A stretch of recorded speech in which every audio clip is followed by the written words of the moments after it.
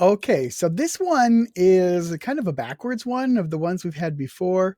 What we had before is that we were given a vector here. Okay. Um, Maybe we'd call that B, and we'd be given a vector here, A. Make a better line out of that thing, just like that. And this was our resultant. And what we had to do is we had to figure out if we do A plus B, then what is the resultant?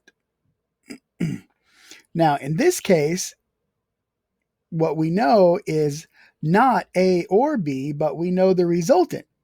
So that's why it's kind of like a backwards version of what we've just done. But all our tools are going to help us out pretty well. Okay. Um, what we have going for us is even though we don't know A and B, we do know their directions. Since we know their directions, that means we can know all the angles inside our triangle. All right. So let me show you how we begin to figure that out. Let's start with R, because we know that R vector makes a 30-degree angle right here. And we know that B is that, what axis is that? That U axis is parallel there. And so that tells us that this angle here is also 30. Okay.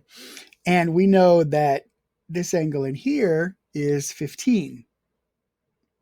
So that means this angle right in here has to be 45.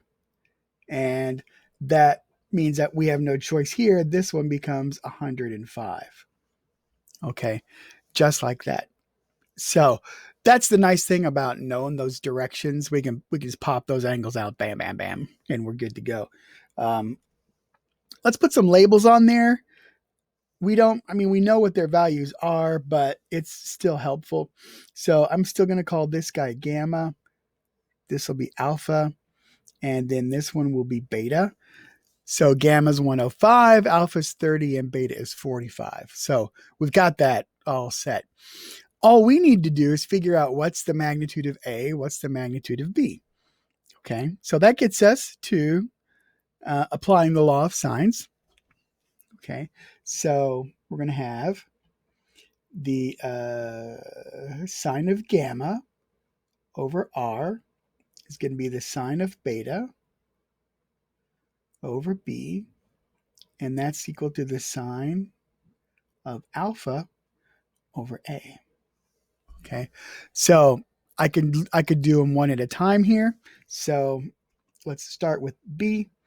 So B, so I'm going to be looking at this relationship right here. So if I take my B over there, bring my R back to the other side, bring my sine alpha back to the other side, I'm going to have that B is equal to R. And then we're going to have sine beta over the sine of gamma. Okay. Now, I didn't point this out in the last one, but I do want to point it out now. And it's sort of a nice habit to get into when you're doing your algebra is to kind of think what's happening with the units. Don't just blindly do your algebra like blah, blah, blah, blah, blah, blah, blah. Okay. So check this out. I've got B and R together, and I've got my sines together. So what I have here with the green, okay, is just a ratio. Of course, sines don't have units, but if they did, it's still just a ratio, and I would be left knowing that whatever units I had for R, I would have to have the same units for B. So I have a way of kind of double checking my algebra to make sure, hey, did I really go through this correctly? And this also can enable you to see, sometimes certain relationships about how different variables might interact. Okay, so what happens if gamma is greater or beta is less, or I don't know, anything like that. So sometimes it's useful because you can see some relationships. Okay. All right. Now, when you run the numbers on this, what you're going to get here for B is this is going to be 2196. Now, we do the same thing. Let me erase just a little bit here. Oops. I think I'm erasing here. Get rid of most of my line there. Because what we want now is we want to put these bits together to get A.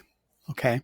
And again, if I do my algebra, I'm going to end up with A is equal to R onto the sine of alpha over the sine of gamma. And when you run the numbers on that one, you're going to get 15.53. Okay. All right. Now, the only thing left to do is I need to introduce you to just a little bit of nomenclature, okay, which is a fancy way of saying how we label things, how we name things. And so I called it B because that's kind of what we're used to there. But what we really mean is since our resultant is not actually a resultant, it's actually a force. Okay. Let me get a sweet new color on this one. Okay. So this is my force F as a vector. Okay. We can say here that this, what we called B, is actually the U component of F. Like this. And then this one will be the V component that way. Okay. So that'd be my U and my V components that way. So U and V components such that if we take our vector FU and our vector FV, add them together, they're going to create that 30-pound force at 30 newtons. Okay. Just like that. Okay. Pretty straightforward.